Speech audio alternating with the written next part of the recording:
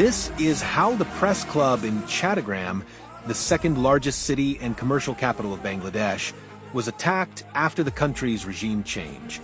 The Chattogram Press Club was taken over by miscreants supported by the current interim government led by Muhammad Yunus, replacing professional journalists.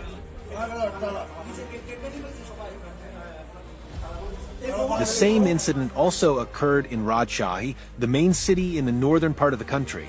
The Rajshahi Press Club was forcibly entered and professional journalists were beaten out and taken over. In addition to big cities like Chattogram or Rajshahi, the press club was also taken over in the small city like Kiragram. In just 120 days since August 5th, government-backed groups, including followers of the so-called anti-discrimination student movement, BNP, Jamaat-e-Islami, and Hafazat-e-Islam have taken over press clubs in more than half of the country's cities. In most cases, these incidents have been carried out through mob violence. Although the current interim government claims these are isolated incidents, the process of taking over the press club began in the capital Dhaka through the anti-discrimination student movement known as the Government Student Wing.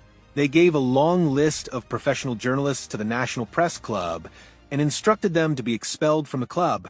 Surprisingly, all of them were expelled from the National Press Club. Even the president and general secretary of the elected committee of the National Press Club were forcibly removed with the patronage of the government and placed under the leadership chosen by them.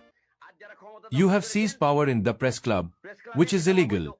Now that you are doing it, nothing illegal will become legal. Who have you made members of the press club?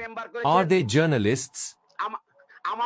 Journalists say that the profession has been thrown into a frightening environment by indiscriminately occupying the press clubs and expelling professional journalists. Journalists allege that the current government has created this situation in a well-planned way to control the media and force them into self-censorship. While investigating this report, we found at least 50 journalists outside the capital Dhaka who have been forcibly dismissed from their organizations. Many have been subjected to mob violence. Almost all of them have had false police cases filed against them. They have fled to different parts of the country to save their lives. The situation is so alarming that none of them have agreed to speak publicly about it.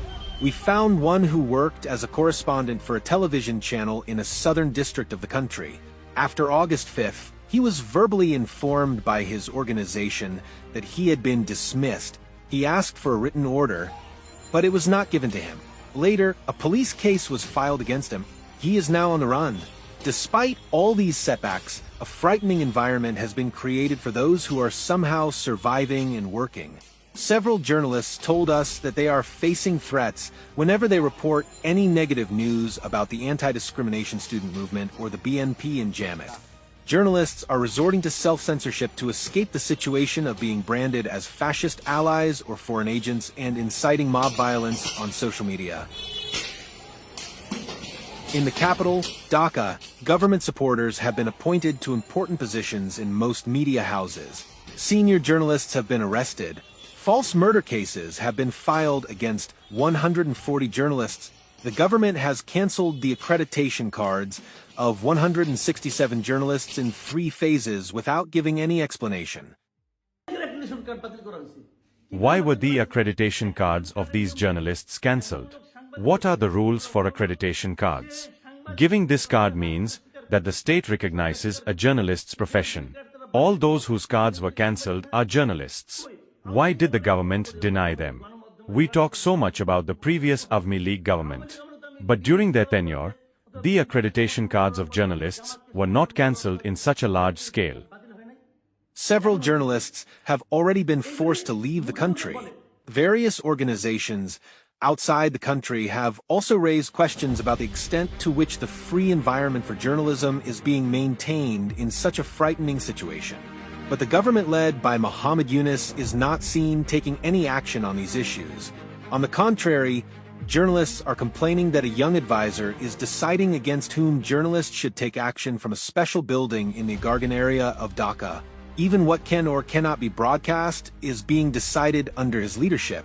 Since the government has no fixed deadline, it has now become overly dependent on radical Islamists to remain in power. This radical group is attacking the independent media one after another in full swing. Recently, major newspaper offices in Bangladesh have been threatened with siege. The offices of 2 top newspapers had been besieged by radical Islamists. Due to these frightening circumstances, the media in Bangladesh has been forced to resort to unprecedented self-censorship. Despite repeated assurances from the government, no practical steps have been seen in their work. The recent incidents of minority oppression have shown strong self-censorship by the media. Incidents such as the beating and injuring of minority leader Chimon Krishna Das lawyer, or threats to prevent any lawyer from appearing on his behalf in court are absent from the Bangladeshi media.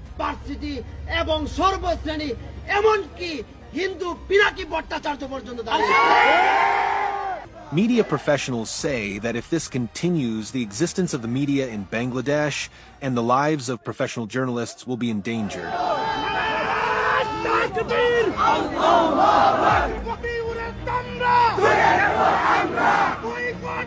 boycott!